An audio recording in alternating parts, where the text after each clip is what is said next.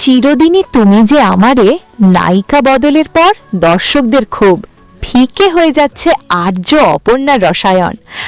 আর্য অপর্ণার মিষ্টি রসায়ন আজ ফিকে।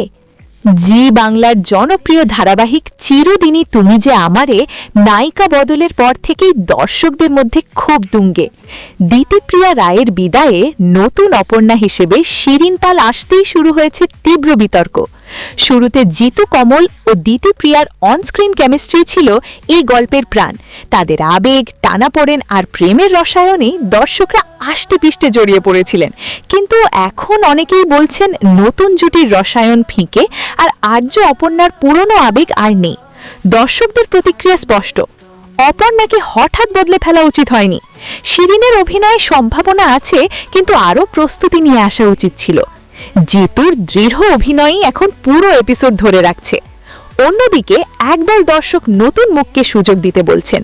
তাদের মতে সময়ের সঙ্গে সঙ্গে রসায়ন জমে উঠতে পারে, তবে এখনই বোঝা যাচ্ছে নায়িকা পরিবর্তন ঘিরে ধারাবাহিকের দর্শক দল দ্বিধাবিভক্ত। আলোচনার মূল পয়েন্ট, দিতিপ্রিয়ার বিদায়ে দর্শকদের আবেগে ধাক্কা, শিরিনের অভিনয় নিয়ে মিশ্র প্রতিক্রিয়া, আর্য চরিত্রের ওপর বাড়ছে চাপ, ধারাবাহিকের জনপ্রিয়তা কি কমছে? এটাই বড় প্রশ্ন।